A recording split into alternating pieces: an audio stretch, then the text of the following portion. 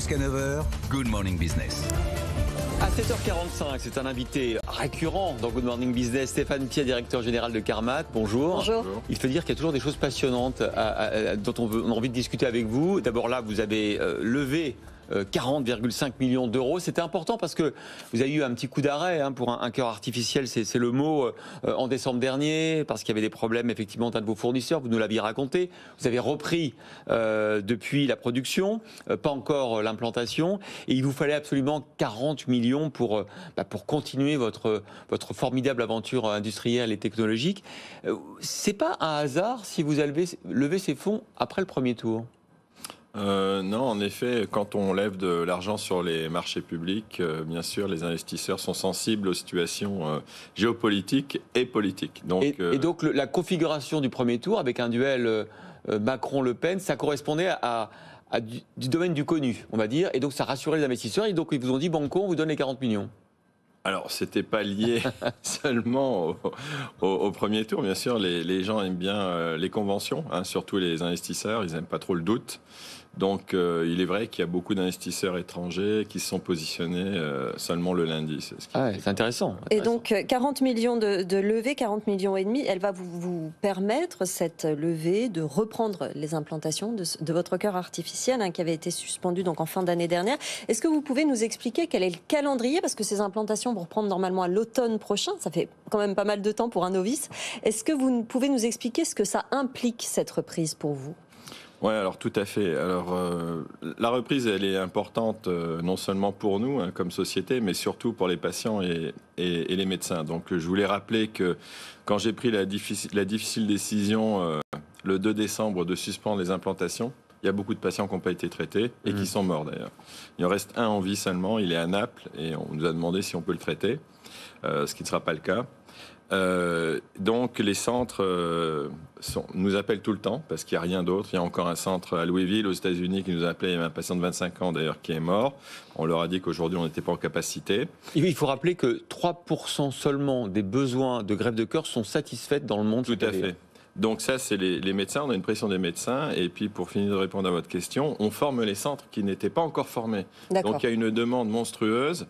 On a recommencé les formations pour un redémarrage hypothétique en octobre, déjà il y a 2 semaines. Donc toutes les semaines, au mois de mai, on a un centre allemand qui vient. Il n'y a pas de technologie aujourd'hui, il n'y a pas de solution. Il y a de plus en plus de patients, donc il y a vraiment, c'est une impasse. Donc il y a une pression très forte. Et d'ailleurs, j'ai été invité à parler au Congrès européen fin mai pour donner ma position par rapport au futur du secteur, qui est très compliqué. Mais il faut redonner des chiffres. Il y a à peu près 80 000 à 100 000 patients qui souffrent d'insuffisance cardiaque aiguë ou chronique en Europe, simplement. On le disait donc, il y a 4 000 greffes de cœur qui sont réalisées annuellement dans les pays les plus développés. Ça fait seulement 3% en fait, en vérité, des besoins. Est-ce que, lorsqu'il sera au point, le cœur artificiel Carmat pourrait, dans tous les cas, pallier une insuffisance cardiaque? Alors nous on en est convaincus et en effet c'est pas nous on s'en était pas rendu compte nous-mêmes, à dire la vérité, parce qu'on était focalisés sur la technologie, les problèmes, les doutes, etc., etc. Et en parlant avec les médecins qui ont traité les patients avec le cœur Carmat, et c'était notamment Carmelo Milano, qui est le responsable du programme de Duke University aux États-Unis, qui a dit écoutez, c'est assez incroyable, mais le patient était mieux avant, quand il était sous Carmat, qu'avec son cœur, avec un cœur natif. Ouais. Parce que souvent c'était une solution transitoire. C'est un pont. C'était transitoire, oui. Ouais. Et en effet, quand on transplante quelqu'un qui a souffert pendant des années, de toute façon, il a une hémodynamique qui est limité, souvent il a du surpoids, et donc le corps s'adapte au rythme du corps, si vous voulez. Le cœur s'adapte au rythme du corps. Tandis qu'avec une pompe, on peut doper le flux, etc., etc. Donc on peut faire beaucoup plus de choses. Et c'est un peu vrai également pour le patient de Lille, avec qui j'ai eu la chance de passer encore quelques heures il y a 3 semaines. C'est vrai qu'il était très bien avec le cœur Carmat. Alors maintenant, c'est le début de la technologie, il y a encore un fil à la patte, mais je suis convaincu que dans 10 ans, on aura un cœur totalement autonome. Ouais. Combien de patients en France vous pourriez traiter, par exemple, si les implantations reprennent à l'automne, sur toute une année 2023, par exemple? Ça représente combien de personnes dans notre pays? En France, ça sera dans le cadre d'une étude, 52 patients. On a déjà 6 centres qui sont formés pour cette étude. On a déjà fait des cas à Lille, à Rennes, donc je pense que ça peut aller très vite. Il y a une demande qui est assez forte. Je pense qu'on pourrait en faire tranquillement les premières années, 2-3 par mois, et puis pour finir à un rythme plus rapide. Donc voilà. Et donc, la perspective de l'idéal dans votre plan de développement, c'est de fabriquer combien de cœurs artificiels par an, par exemple en 2030?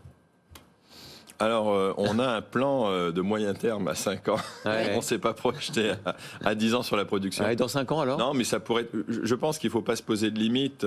Quand on développe des technologies, c'est la difficulté. Même quand vous achetez des boîtes, quand j'étais chez Abbott, je pense que le potentiel est énorme. Donc, je pense qu'on pourrait être tranquillement... alors, nous, on a un de nos investisseurs qui est le plus convaincu, c'est le deuxième investisseur, Pierre Bastide, qui veut qu'on fasse un plan à 10 000 cœurs par an. Ah, c'est ce que j'allais vous dire. Ouais. C'est ambitieux, mais bon, si on n'a pas d'ambition, on ne fait jamais rien. Donc, c'est probablement le chiffre que je vous donnerai. Non, mais on le disait, 4 000 greffes de cœur réalisées, par exemple, dans les pays développés, ça veut dire que non seulement vous remplacerez tous les cœurs humains, mais en plus, vous pourrez doubler le nombre de patients soignés et qui souffrent aujourd'hui d'insuffisance cardiaque. Merci beaucoup. Merci à vous. Stéphane Piat, directeur général de Carmat, d'avoir été sur ce plateau.